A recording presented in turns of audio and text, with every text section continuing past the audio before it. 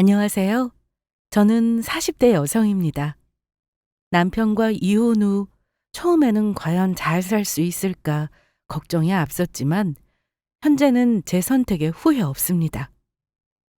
이혼을 결심한 이유는 남편의 이해하기 힘든 고집과 쓸데없는 자존심, 그리고 저희 친정을 무시하는 언행 때문이었습니다. 저보다 더한 상황에서도 참고 사는 분들이 계실 테지만 저의 인생을 더 낭비하면 안 되겠다는 생각이 너무 컸기에 많은 고심 끝에 결정하게 되었네요. 그럼 지금부터 제가 어떤 삶을 살았는지 이야기를 들려드리겠습니다. 저희 아버지는 제가 어릴 적부터 동대문에서 원단 가게를 운영하셨습니다. 제 위로 오빠가 한 명 있는데 어릴 때 기억으로는 오빠와 제가 엄마 손을 붙잡고 아빠가 일하시는 동대문에서 줄곧 놀았던 기억이 납니다. 근처에 청계천도 있어서 종일 놀 수 있는 그런 곳이었죠. 그러다 보니 언젠가부턴가 저도 동대문에서 아빠처럼 가게를 차려보고 싶다는 생각을 하며 컸던 것 같습니다. 저희는 1살 차이 남매인데 오빠가 재수를 하게 되면서 저와 같이 대학에 입학하게 되었네요. 물론 서로 다른 대학이었지만 수능 준비를 하는 내내 서로 힘이 되어줄 수 있었습니다. 현실 남매와는 좀 거리가 멀게도 저희는 사이좋은 온누이였어요.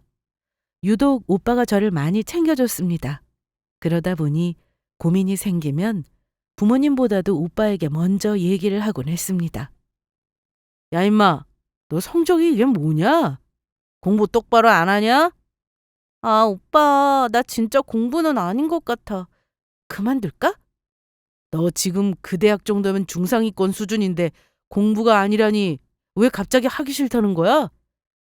나 실은 전부터 사업하고 싶었단 말이야. 아빠처럼. 동대문은 눈 감고도 갈 정도로 진짜 여기저기 모르는 것도 없고 아빠 상가 주변에 아는 사람들도 많고 내 가게 하나 차려보고 싶어. 그럼 대학이라도 졸업하고 하든가 해야지. 한 살이라도 일찍 시작해보고 싶어. 오빠가 내 편 해주면 안 되는 거야? 엄마 아빠한테 말씀드릴 건데 오빠가 옆에서 잘 좀 얘기해주라. 응? 난 몰라. 네가 알아서 해. 오빠는 말뿐이었지 정작 중요한 상황에서는 항상 제 편이 되어주는 사람이었습니다. 그래서 부모님께 다니던 대학을 휴학하고 가게를 차리고 싶다고 했을 때도 어찌나 설명을 잘 해주던지 아빠가 단번에 해보라고 하시더군요. 그래서 저는 괜히 고민했다는 생각이 들 정도였어요. 동인아, 아빠가 허락해주는 대신 자금은 네가 모아봐. 엄마 아빠가 처음부터 도와줄 수 있지만 너도 돈 모아서 자금 마련해봐야 돈 버는 게 얼마나 힘든지 배우지. 당연하지 아빠. 나 지금도 학교 다니면서 알바 2개나 하는 거 몰라? 나 지금 이번 학기 휴학계 낸다. 알았지? 저는 그렇게 허락을 받고는 하던 알바에 추가로 몇 개 더 일을 하면서 정말 열심히 일을 하며 돈을 모았습니다. 거기에 부모님의 도움을 받아 저도 아빠처럼 동대문에 제 사업을 시작하게 되었습니다. 아버지는 나이도 있으셔서 더 이상 일을 하실 수 없어 가게를 접으셨는데 이제는 제가 그 길을 따라 일을 하게 된 거죠. 오빠는 저와 달리 평범하게 대학을 졸업하고 회사를 다니고 있는데 저는 일 때문에 대학을 끝까지 마치지 못했어요. 휴학을 했기 때문에 언젠가 졸업은 해야지 했는데 미련이 없더라고요. 거기다 제가 다니던 대학은 최대 2번 그리고 기간은 2년까지만 휴학을 인정해 주어서 더 이상 미루는 것도 어려웠습니다. 이렇게 된 거 사업에만 집중하자 싶어서 과감히 고졸이 되었네요. 저는 비즈를 주로 취급했는데 일반 손님들도 많으셨고 비즈로 액세서리를 만드는 업체들의 단골 도매상가로 자리 잡게 되었습니다. 수입은 고정적이지는 않아도 꾸준히 상승세였고 경기를 타다 보니 수입이 좋지 않은 달도 좀 있긴 했습니다. 그래도 이 정도면 저희 부모님께도 용돈 드리고 어디 가서 아쉬운 소리 안 하며 돈 쓰고 살 수 있는 수준은 되었네요. 그리고 집에서 보태주신 사업 자금도 어느 정도 돌려드렸습니다. 저는 그렇게 평소와 똑같이 바쁘게 일을 하다가 점심시간에 청계천 근처에서 식사를 하고 나오는 길인데 대학 때 같은 동아리였던 친구를 우연히 만나게 되었습니다. 야, 너 동이 맞지? 와, 여기서 만나네. 어머, 나 너무 놀랐어. 서진이 너 회사 이쪽이야? 나 이쪽은 아니고 청량리야. 오늘은 좀 시간이 있어서 이쪽으로 회사 사람들하고 밥 먹으러 왔어. 이런 우연이 다 있네. 신기하다. 그러게. 너 연락처 그대로야? 아니야, 나 바꿨어. 알려줄게. 폰 줘봐. 여기. 우리 다음에는 밥 먹자야. 그냥 헤어지기 아쉽네. 그러게. 나 동대문에서 일하니까 연락해. 잘 가고. 백서진이라는 친구였는데 대학 동아리 때 저와 대화가 좀 통하는 친구였습니다. 그런데 제가 휴학하는 바람에 서로 만날 일이 없게 된 거죠.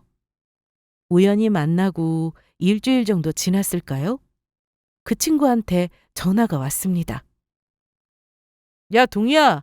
나 동대문 근처인데 너 오늘 퇴근하고 약속 있어? 서진아. 나 오늘 별일 없긴 한데 일부러 나 만나려고 온 거야? 볼 일도 있고 너도 생각나고 그래서 겸사겸사 전화해봤어. 그래. 나 6시 반 정도 마감 끝날 것 같으니까 우리 저번에 마주쳤던 식당 앞에서 볼까? 그래, 천천히 하고 나와. 그렇게 매장 정리 후 그 친구와 만나서 저녁도 먹고 청계천도 거닐었습니다. 그날 이후로도 저희는 종종 연락해서 만났고 6개월 정도를 그냥 친구로 지내다가 자연스럽게 연인 사이가 되었어요. 나중에 알았지만 이 친구는 처음 저에게 연락했을 때 일부러 저를 만나려고 동대문에 왔다고 했습니다. 그 당시 그 말을 하기 자존심이 상했다고 하더군요. 뭔가 남자로서 찌질해 보인다고 스스로 느꼈다고 했어요. 저는 이 말을 그냥 대수롭지 않게 여겼는데 참 사람 변하지 않더군요. 결혼해서도 내내 자존심을 부리는 남자였죠. 저희는 사귀는 사이로 발전한 뒤로도 3년간을 잘 만났습니다. 다른 연인들처럼 만나면서 심하게 싸우고 헤어지고 또 다시 만나기도 하고 그랬지만 결국 결혼을 하게 되었어요. 친구들 말로는 결혼 전에 많이 싸워봐야 한다고 했는데 그때마다 다시 연락 오는 건 남자친구더군요. 이 정도면 저한테 져주는 거라 생각했던 것 같아요.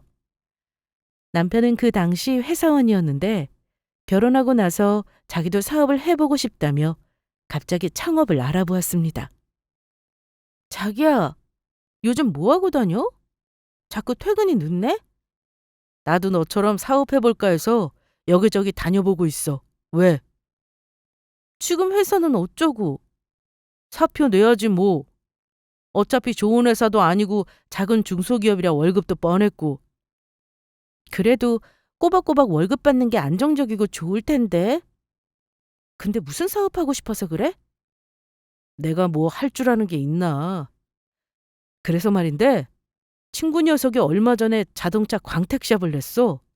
자동차도 잘 들어오고 한 달에 500원 번다고 큰소리 뻥뻥 치길래 나도 그거나 해볼까 해서. 자기 차 다룰 줄 알아? 그거 다 배워야 하는 거잖아. 알아보니까 회사에서 교육도 다 해준대. 점포 얻을 돈하고 초기 자금 2천만 원 필요하다고 하더라고. 그럼 회사 좀 더 다니면서 돈 모으고 생각해보면 어때?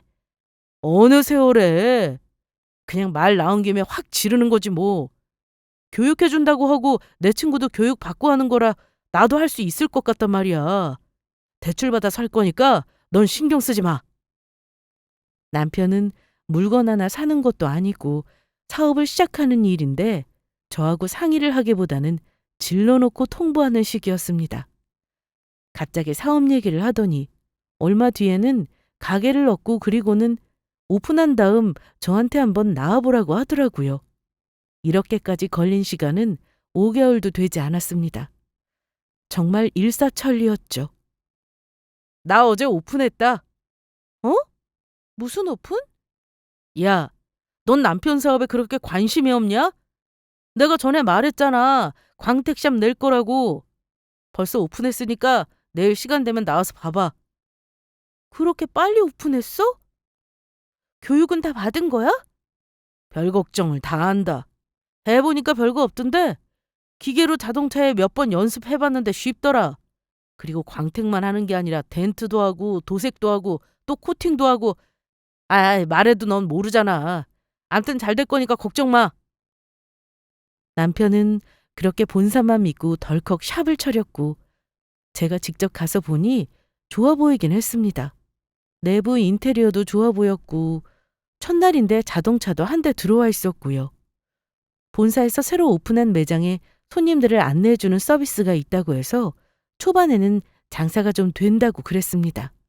저는 남편이 어떻게 일을 하는지 궁금해서 고객 대기실에 들어가 창문으로 작업장을 들여다봤습니다. 그런데 기계를 다루는 모습이 좀 서툴게 보이더라고요. 기계에 힘이 좋아서 자칫 손을 놓치면 얼굴에 맞을 수도 있어 보여서 제가 조심하라고 했더니 남편은 대뜸 화를 내는 게 아니겠어요?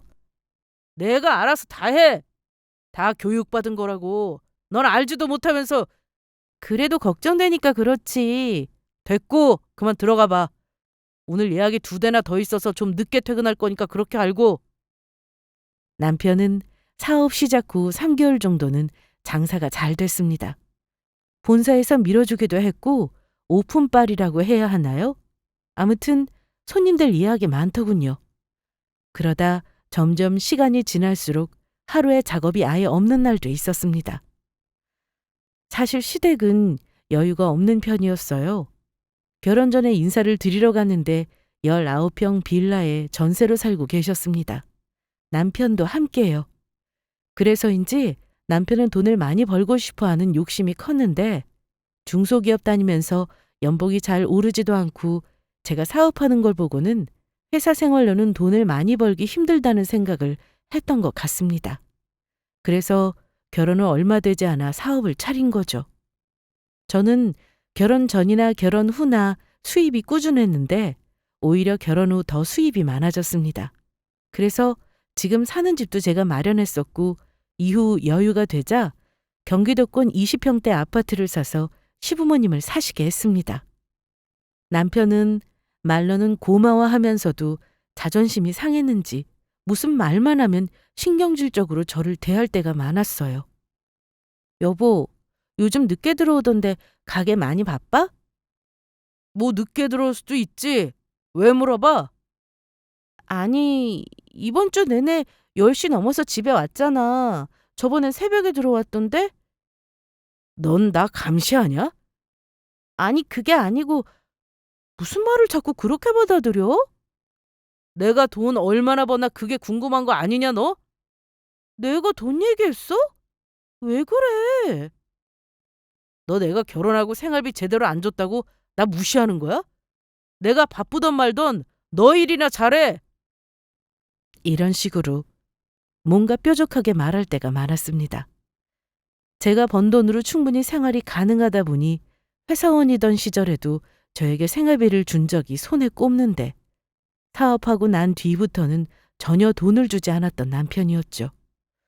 그런데 남편이 유독 저렇게 날카롭게 말했던 이유는 매장에 손님이 없어도 너무 없어서 본인도 화가 났기 때문입니다. 저는 남편의 자존심을 더 이상 긁어봤자 좋을 게 없다고 판단해서 언제 들어오든 신경 쓰지 않았습니다. 그러다 한동안 수입이 없어 기죽어 살던 남편은 사업이 조금씩 잘 풀리기 시작했습니다. 어느 날 퇴근 후 저에게 봉투를 내밀더라고요. 이거 받아. 내가 그동안 생활비 준 적도 없고 미안했다. 뭐야 이게? 100만 원? 이 돈 어디서 난 거야? 야, 내가 훔쳤겠냐? 오늘 번 거야. 오늘 하루에 100만 원 벌었다고? 그래. 나 이제 이렇게 쭉 잘 벌 거야. 그럼 생활비도 주고 할 테니까 기다려봐. 그래, 잘 될 거야. 나 걱정 안 해. 그리고 오늘 수입을 다 나한테 주면 어떡해. 절반만 받을 테니까 나머진 자기 써. 자, 여기. 어, 그럴까 그럼? 나 마침 사고 싶은 지갑이 있었는데. 내 지갑 낡은 거 자기도 알지? 근데 이번에 루이땡통에서 남자 지갑 이쁜 게 나왔더라고. 그래, 자기가 번 돈이니까 쓰고 싶은데 써야지. 나도 이 돈 잘 쓸게. 고마워. 남편은 약간의 허세도 사치도 있는 사람이었습니다. 명품 좋아한다고 다 허세가 있다고 말하는 게 아니라 형편이 안 되는데도 너무 명품만 바라니 제 눈에는 그저 허세로 보일 뿐이었죠. 하지만 지갑 하나 산다고 하는 걸 잔소리하면 또 싸울 게 뻔하니 하고 싶은 대로 하라고 했습니다. 한동안 기죽어 살던 남편이 사업이 조금씩 잘 되자 어깨에 힘이 들어가기 시작했는데 어느 날 집에 와서는 저희 오빠가 매장에 차를 맡겼다고 하더군요. 오늘 낮에 형님 왔다 갔어. 너 알고 있었어? 오빠가? 전혀 몰랐는데? 난 또 네가 가보라고 한 줄 알았지. 광택 내고 싶다고 하시길래 내일 찾아가라고 했어. 근데 왔으면 코팅도 하고 해야지. 광택 그거 얼마나 한다고. 오빠 차 그렇게 좋은 차도 아닌데 코팅할 정도는 아니었겠지. 그 코팅이라는 게 신차에 하는 거 아니야? 그래도 남도 아니고 매제가 하는 가게 왔는데 광택이 뭐냐? 에휴. 다음에 새 차로 바꾸면 더 좋은 거 하겠지. 사람이 사회 나와서 조금씩 변한 건지 아니면 원래 이런 사람인 건지 이제는 분간이 안 될 정도였습니다. 대학교 시절 그 순수함은 찾아보기 어렵더군요. 거기다 결혼 전 데이트를 할 때도 사람 착하다는 느낌을 받을 때가 많았는데 지금은 그야말로 속물이 된 것 같았습니다. 제가 돈으로 스트레스를 준 적도 없는데 돈에 민감하고 유독 저만 보면 자존심을 내세우는 것도 저는 사실 좋지 않았습니다. 시댁에 가면 항상 하시는 말씀이 남자는 기죽이면 안 된다 이거였거든요. 지금 세상에 아직도 이런 시댁이 있냐고 하실 수 있지만 계십니다. 그래서 남편이 시모의 영향을 좀 받은 것 같기도 해요.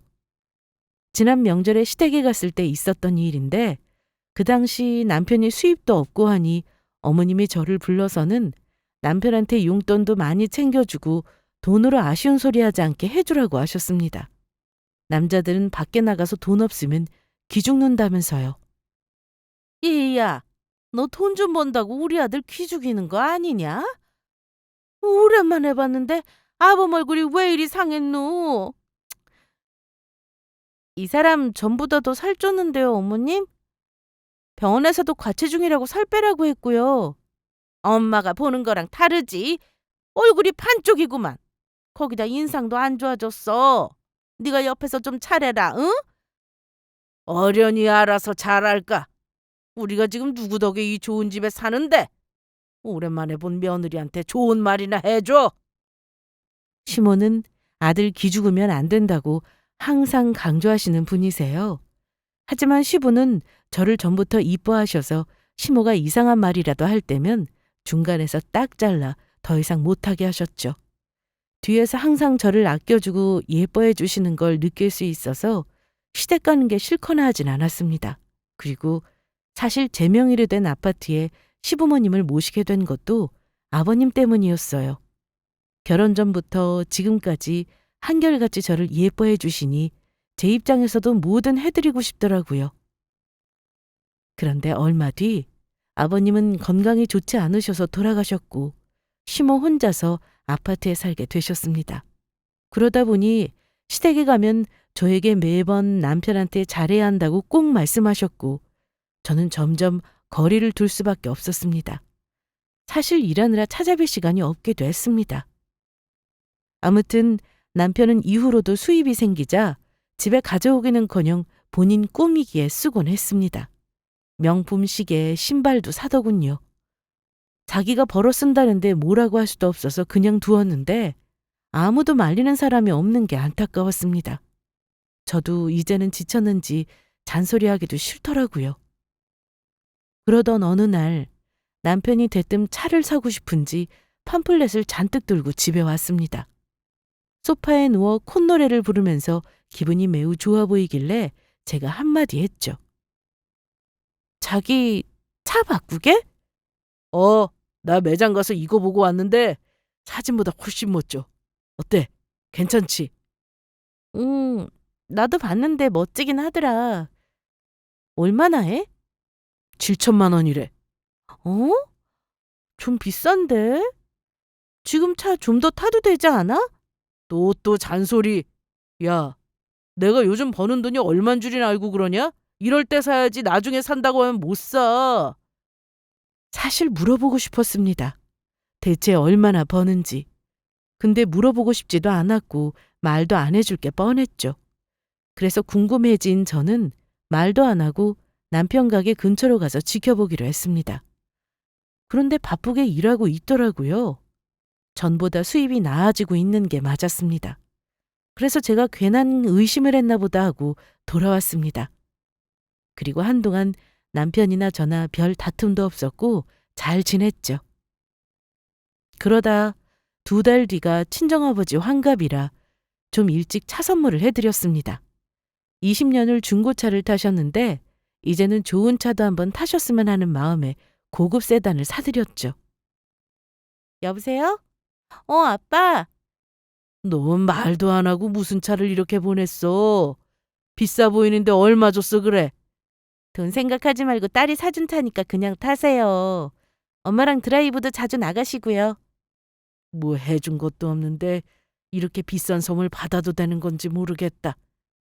진짜 아빠가 나 사업하는데 지원도 많이 해주고 잘 키워주고 왜 해준 게 없어요? 저 일하던 중이라 일단 끊을게요. 아빠는 제가 보내드린 차를 받아보시고는 너무 좋아하셨습니다. 저랑 오빠 뒷바라지 해주신다고 정말 본인들 아껴 쓰며 사신 거 잘 아는데 이 정도 차는 충분히 해드릴 수 있었습니다. 그리고 환갑날이 되자 저희는 집에서 가족끼리 모여 식사를 하기로 했고 오빠와 저는 먼저 와서 즐거운 시간을 보내고 있었죠. 남편은 일을 마치고 오겠다고 해서 저녁이나 온 식구가 다 모였습니다. 좋았습니다. 백서방 어서 와. 요즘 일하느라 바쁘지? 그걸 말이라고. 주말인데도 바쁜 거 보면 모르나? 이 사람 참. 어서 와. 앉게. 저녁 먹자고. 그런데 아버님 차 바꾸셨어요? 마당에 못 보던 차가 있네요? 매제, 그거 우리 동희가 선물했어. 서로 얘기 안 한 거야? 안 하긴 당연히 말했지. 자기한테 말했잖아. 아빠 환갑 선물로 차 사드릴 거라고. 저는 뭘 사더라도 남편에게 말하고 삽니다. 차는 한두 푼도 아니기 때문에 남편에게도 미리 얘기를 했고요. 하지만 그 당시 남편이 제 얘기를 듣는 둥 마는 둥 했고 거기다 차 이름까지 말했는데 기억이 안 났나 봅니다. 저번에 듣긴 했는데 이렇게 좋은 차일 줄 몰랐어요. 와, 저 차 탐나네요. 이따가 저 한번 몰아봐도 되죠, 장인어른? 당연하지. 이따 다 같이 그럼 드라이브나 가볼까? 저희는 그렇게 저녁도 먹고 남편이 운전하는 차에 올라타서 동네 한 바퀴 돌기도 했습니다. 그런데 집에 와서 남편이 하는 말이 참 기가 막히더군요. 야, 너는 무슨 그런 비싼 차를 사들였냐? 나도 저 차 사고 싶었는데 고민하다 아직 못 샀구만. 내가 분명 차 사드린다고 했잖아. 난 기억 안 나. 그리고 저 차 사줄 돈 있으면 내 차나 바꿔주지. 내가 저번에 팜플렛 가져와서 한참 보던 거 기억 안 나냐? 그때 분명 자기가 수입이 좋다고 직접 살 수 있다고 했잖아. 그래서 알아서 살 거라고 생각하고 있었다고. 말을 말자. 같이 사는 부부인데 이렇게 모르냐? 남편은 서운해하는 것 같았습니다. 그런데 저라면 자기 부모님 안 사드린 걸 서운해할 텐데 자기 차를 바꿔주지 않았다고 하는 모습이 정말 어린애 같더군요. 그래서 더 이상 말하기 싫어서 대꾸도 하지 않고 자버렸습니다. 그러다 며칠 뒤 저희 아파트 주차장에 아빠 차가 있어서 깜짝 놀란 일이 있었습니다. 혹시 아빠가 오셨나고 전화를 드려봤죠. 아빠, 어디세요? 이 시간에 어디긴 집이지. 저녁은 먹었고? 아니, 쓰레기 버리러 잠깐 내려왔는데 아빠 차가 있어서요. 번호도 아빠 차가 맞는데? 백서방이랑 차 바꿨다. 미리 말 못해서 미안하다. 차를 바꾸다녀 그날 백서방이 집에 와서 차에서 눈을 못 떼는 거 너도 봤잖냐. 근데 아까 낮에 집에 와서는 자기 차랑 바꾸면 어떻겠냐고 하고는 가져갔다.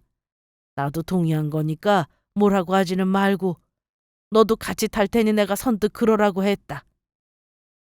너무 기가 막히는 상황이었습니다. 제가 환갑 선물로 아빠에게 드린 차를 사위가 자기 차랑 바꿔서 가져오다니요. 이런 일이 있을 수 있나요? 저는 너무 황당해서 당장 올라가 무슨 일인지 물었습니다. 자기 지금 TV나 볼 때야? 아니 왜 그러는데? 주차장에 서 있는 우리 아빠 차 저거 뭐야? 왜 자기가 저 차를 가져왔어? 깜짝이야. 아버님하고 잘 얘기해서 바꾼 거야. 난 또 지진이라도 난 줄 알았네. 저 차가 내가 아빠가 타시라고 선물한 거잖아. 그걸 왜 가져와? 왜? 생각이 있는 거야, 없는 거야? 아버님도 오케이 한 걸 왜 네가 난린데? 내가 얼마나 타고 싶어 했던 차인데 그거 알면서 그러냐? 그럼 자기 돈으로 사면 되잖아. 저번에 당신이 그렇게 말했고. 장인어른 나이도 드셨는데 좋은 차가 뭐가 필요해? 저런 차는 나처럼 젊은 사람이 타줘야지. 그리고 나 가게 사장인데 저 정도 차는 있어야 뽀대나지 않겠냐? 더 이상 얘기하지 마. 그리고 리모컨 내놔. 한참 잘 보고 있는데 와서 귀찮게 하고 말이야. 저희 아빠는 그저 딸 자식 잘 사는 것만 바라시는 분이라 사위한테 덜컥 차를 내어준 거였습니다. 그동안 남편이 저한테 했던 행동들이나 말들로 저는 많은 상처를 받으며 참고 살았는데 거기다 저희 친정을 얼마나 우습게 알면 저런 행동을 했을까 싶어 더 이상 참을 수가 없더군요. 그래서 남편에게 한마디 던졌습니다. 너희 어머님도 나이 드셨는데 좋은 집 필요 없지? 경기도 집 팔아도 되지? 어차피 네 명이로 된 집이니 내가 알아서 팔든 말든 신경 쓰지 마. 야, 그거랑 이거랑 같아? 팔기만 해. 너 그러면 당장 이혼이야. 알겠어? 제 말에 남편은 큰 소리를 쳤고 저는 대꾸도 하지 않은 채 방에 들어가 버렸습니다. 남편은 열이 받았는지 거실에서 뭔가를 집어던지는 것 같더군요. 우당탕탕 소리가 나는데도 저는 나가보지 않았습니다. 이제는 남편과 더 이상 같이 살 수 없다는 생각에 하루라도 빨리 정리하고 싶은 마음이 간절할 뿐이었죠. 저는 당장 집을 팔고 싶었으나 가게 일로 바빠서 일주일을 온전히 집에만 집중했습니다. 급한 일부터 정리해야 했으니까요. 아무 일도 일어나지 않아서인지 남편은 제가 괜히 큰 소리를 친 거라고 생각하고는 요 며칠 잘해주더군요. 저는 기가 막혔습니다. 저기 상품권 식탁에 올려놨어. 사고 싶은 거 사. 나 출근한다. 저는 대답도 안 했습니다. 식탁에 올려진 봉투를 열어보니 5만 원권 상품권이 2장 들어있더군요. 보자마자 어이가 없어서 다시 넣어두고는 급한 일도 끝났겠다 부동산을 찾았습니다. 경기도 집은 그냥 두면 나중에 도움될까 싶어서 팔고 싶지 않았는데 이런 상황에서 빨리 팔아버리고 싶더군요. 정말 팔 거예요? 아까운데 입지도 좋고 아직 신축에 속하기도 하고. 지금 집도 있고 2차나 필요 없잖아요. 얼마나 받을 수 있을까요? 아니, 빨리 팔리려면 얼마에 내놓는 게 좋을까요? 시세보다 한 3, 4천은 낮춰야 할 텐데. 그럼 빨리 나갈 거예요. 그럼 그 가격에 내놔주세요. 저는 급한 대로 시세보다 싸게 집을 내놓았고 시댁이나 남편에게는 일체 말하지 않았습니다. 그리고 2주 정도 지나서 오빠를 만나 모든 사실을 다 털어놓았죠. 제 입장을 잘 이해해주고 해결책도 제시해주곤 했으니 자동으로 오빠 생각이 나더군요. 오빠는 제 이야기를 다 듣고는 딱 한마디 해주었습니다. 잘했다고요. 그러면서 저한테 이런 얘기도 해주더군요. 내가 전에 매자가 운영하는 샵에 내 차 맡겼었는데 혹시 알고 있어? 알지. 그때 광택인가 해달라고 했다며. 그래. 보통 광택 한 번 하는데 3시간이면 충분하거든. 그날 작업할 차가 많았던 것도 아닌데 맡겨두고 다음날 찾아가라고 하는 게 좀 이상하더라고. 암튼 오라는 시간에 갔더니 다른 손님한테 매자가 혼나고 있었어. 왜? 자기 차가 다른 매장에서 시공 중인 거를 봤다는 거야. 뭐라고? 그게 무슨 말이야? 매제 가게에서 시공된 게 아니라 다른 매장에서 시공됐다는 거지. 그럼 오빠 차도? 오빠의 얘기를 들어보니 그 손님이 지나가다가 다른 매장에서 자기 차를 시공하는 모습을 봤다고 했습니다. 번호판이 떼어진 상태여서 혹시나 하는 마음에 멀리서 사진을 찍어뒀다고 하는데 비교해보니 같은 차가 맞았다는 거죠. 그러니까 차는 남편의 매장에 맡겼는데 정작 시공은 다른 매장으로 보낸 거예요. 남편이 실력이 안 되니까 다른 매장에 차를 보내 대신 시공하게 한 겁니다. 그걸 들키고는 손님이 남편에게 엄청 화를 내고 있었다고 했습니다. 그래서 내가 그날 집에 와서 블랙박스를 봤는데 매제가 내 차를 운전하고 다른 매장에 차 맡기는 게 찍혔더라고. 내가 아무 말 안 하고 있었는데 다른 손님들 차까지 계속 이런 식으로 시공하고 있었나 봐. 언제 한번 물어봐야지 하고 있다가 나도 바빠서 잊고 있었어. 대체 남편은 무슨 교육을 받고 샵을 오픈한 걸까요? 실력 있는 매장에 차를 맡겼으니 시공은 제대로 나오는데 대신 돈은 손님에게 받고 일부 떼서 시공한 매장에 줬던 모양입니다. 그렇게 오빠 얘기를 듣고는 집에 왔는데 남편이랑 시모가 집에서 저를 기다리고 있었습니다. 야, 너 내가 하지 말랬는데 집 내놨냐? 어제도 여러 사람이 배를 눌러대던 통에 내가 어디 가지도 못하고 집에만 있었다. 집 보러 왔다고 하면서 이게 무슨 일이냐? 어? 그때 마침 부동산으로부터 전화가 왔고 집을 산다고 한 사람이 있다며 빨리 계약하자고 했습니다. 저는 알겠다고 하고 전화를 끊고는 어머님, 집 팔았어요. 뭐야? 그럼 나는 어디 가서 살란 말이냐? 왜 갑자기 멀쩡한 집을 팔기는? 나 무시하는 거냐 지금? 무시라뇨. 무시는 어머님 아들이 저희 부모님한테 했죠. 남편이 제가 아빠한테 선물로 드린 차를 마음대로 바꿔왔고 거기다 나이도 많은데 좋은 차 필요 없다고 하길래 저도 똑같이 했을 뿐이에요. 어머님도 나이도 있으신데 좋은 집 필요 없으시잖아요. 얘 말하는 것 좀 봐라. 응? 내가 그렇게 말했잖니. 남자한테 잘해야 된다고 기죽으면 안 된다고. 내 아들한테까지 모자라서 나한테도 이러는 거냐? 너는 어쩜 뭐가 그렇게 잘나서 우리 아들 기죽이고 사냐? 응?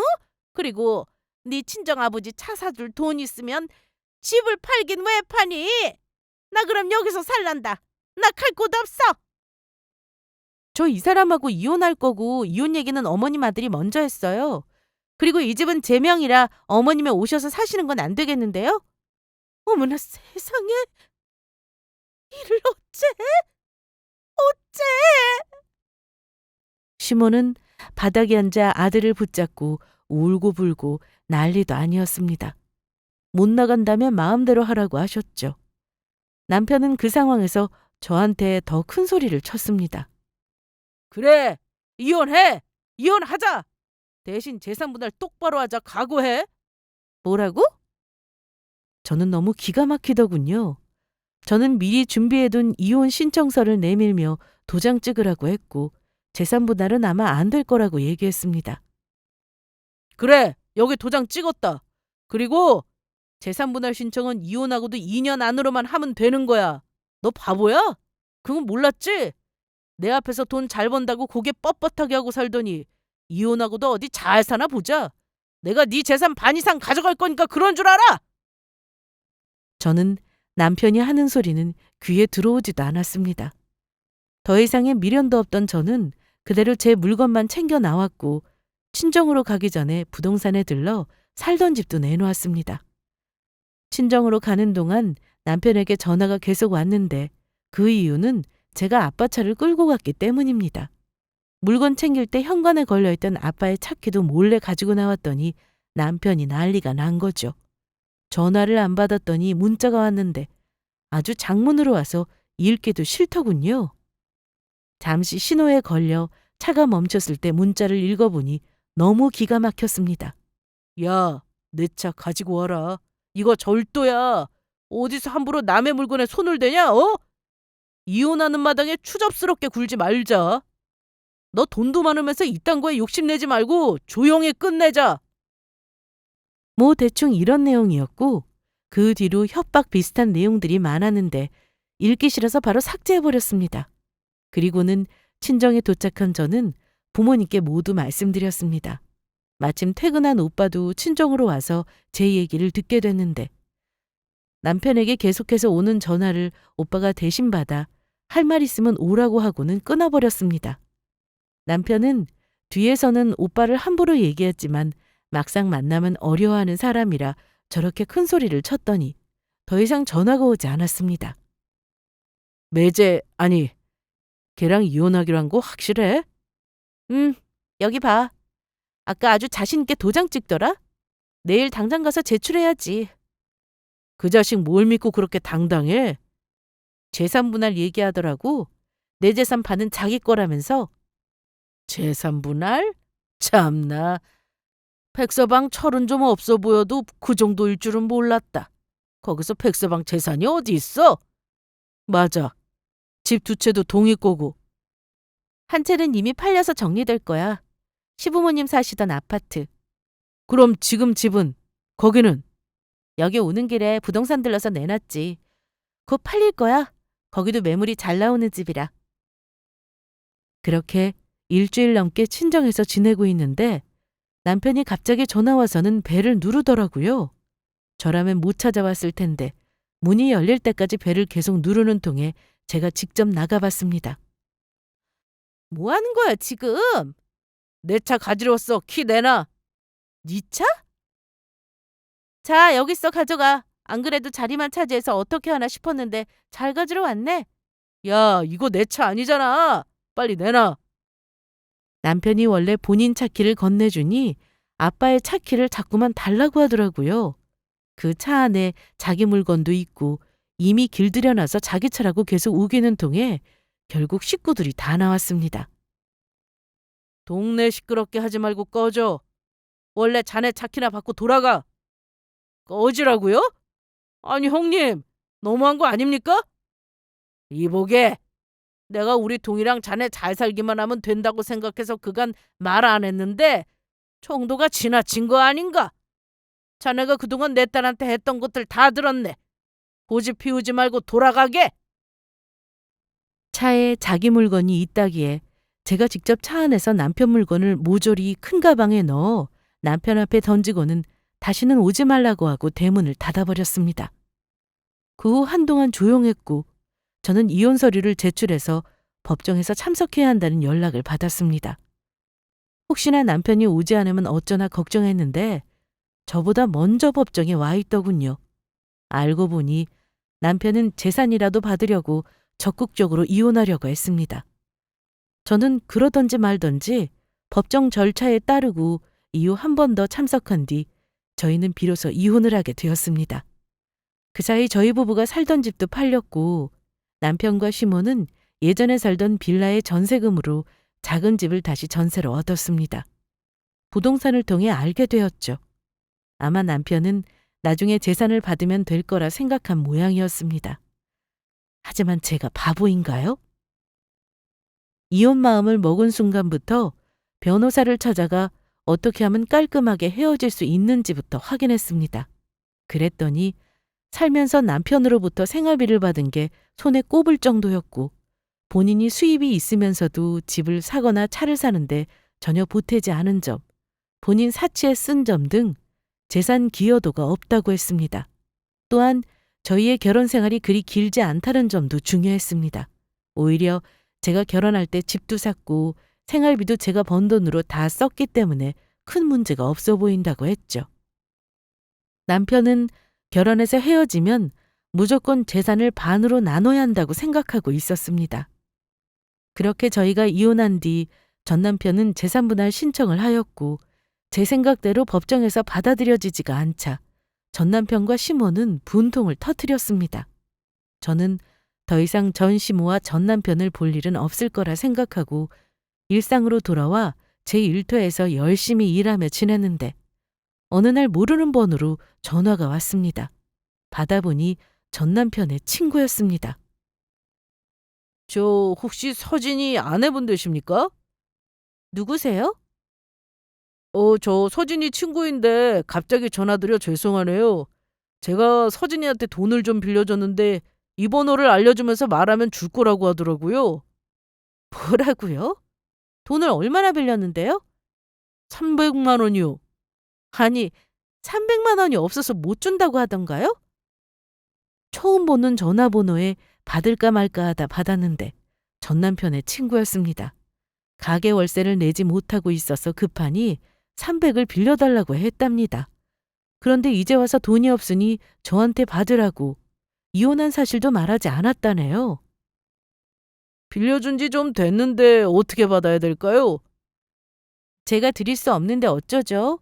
이제 저희 부부도 아니고요. 저희 이혼했습니다. 다시는 전화하지 마세요.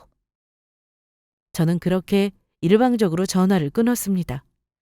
이런 전화 사실 불쾌했습니다. 헤어져 놓고 저한테 자기한테 빌린 돈을 갚으라고 했다니 기가 막히지 않나요? 그리고는 다시 그 번호로 전화가 오길래 몇 번 거절했다가 자꾸만 오길래 받았습니다. 저는 드릴 말씀이 돈은 됐고요. 그 자식 지금 어떤 상황인지는 아셔야 할 것 같아서요. 저는 이혼한 줄도 몰라서 서로 다 사정을 아는 줄 알았죠. 무슨 사정이요? 저뿐만 아니라 다른 친구들한테도 돈 많이 빌려갔어요. 거기다 가게 오픈한다고 대출받은 곳이 이금융권이라고 이자가 높다고 하던데 아셨나요? 저한테 말도 안 하고 샵 차린 사람이에요. 제가 그것까지 알아야 하나요?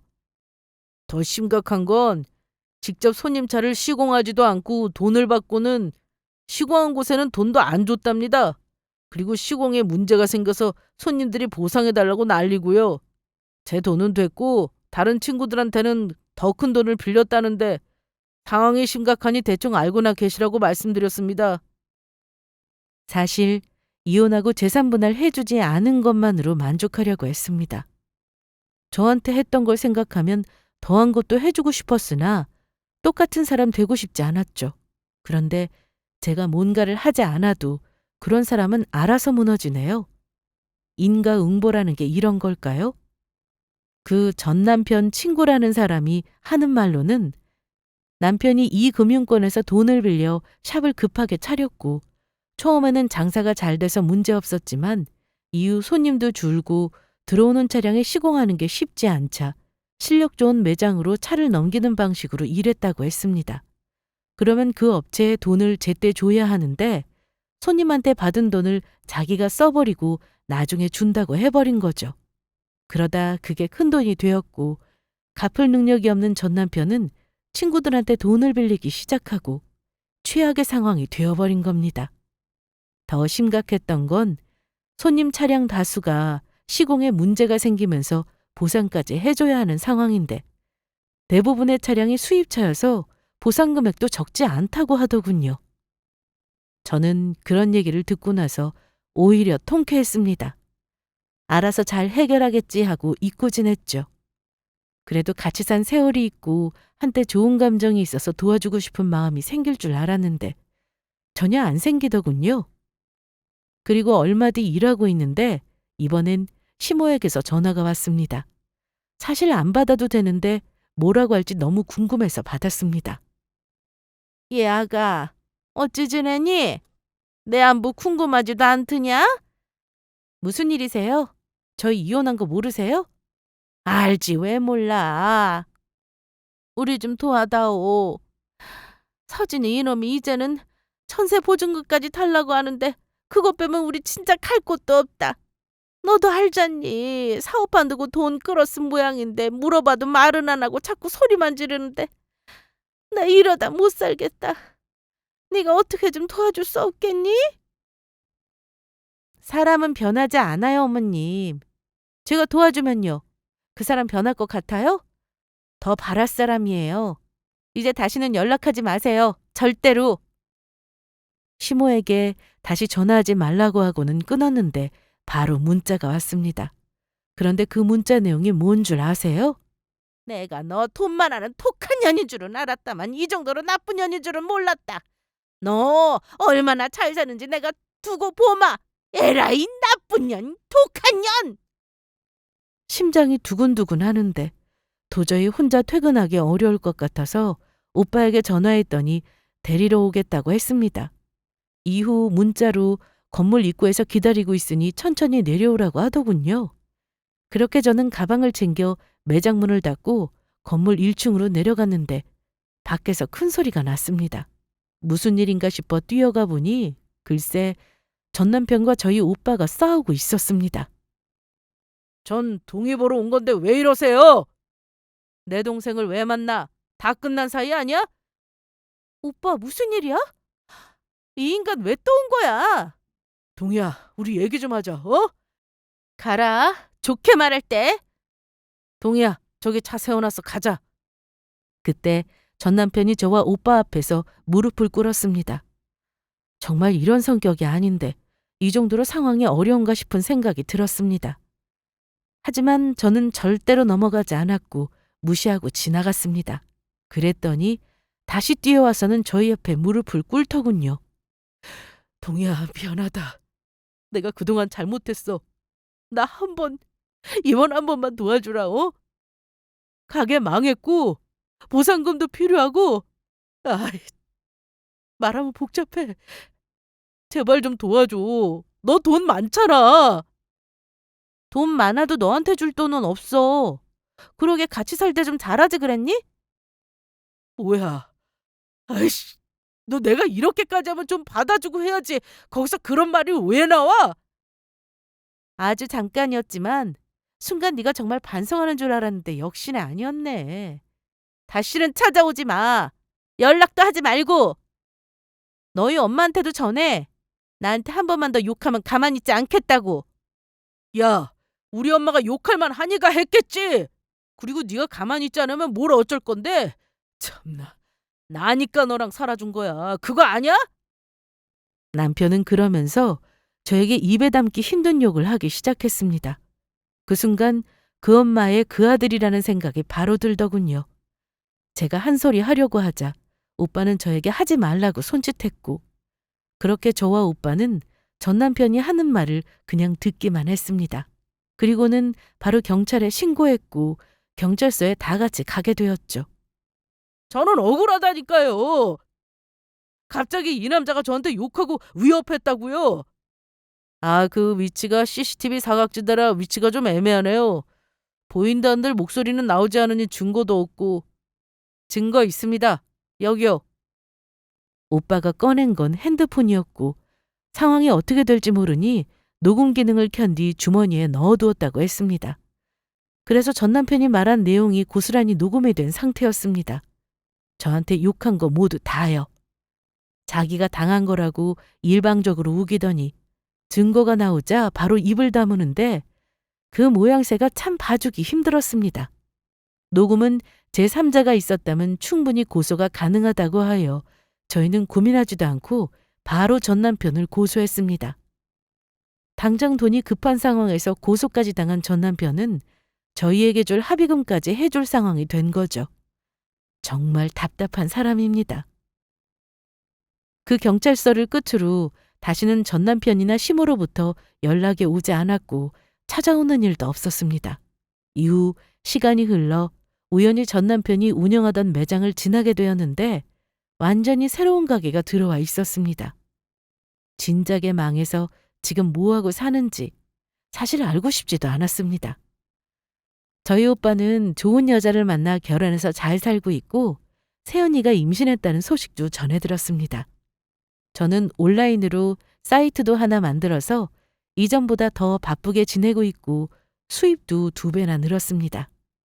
이제 엄마, 아빠, 오빠네 부부 그리고 새로 만나게 될 조카까지 함께 더 행복하게 살 인생만 남은 것 같습니다. 제 얘기 들으시면서 같이 화도나고 답답해 하셨던 분들도 많으셨을 거예요. 저는 지금 너무 홀가분하고 제가 하고 싶은 일 하면서 잘 지내고 있습니다. 한 번뿐인 인생 후회하지 않도록 여러분들도 좋은 선택을 하시며 사시길 바랍니다.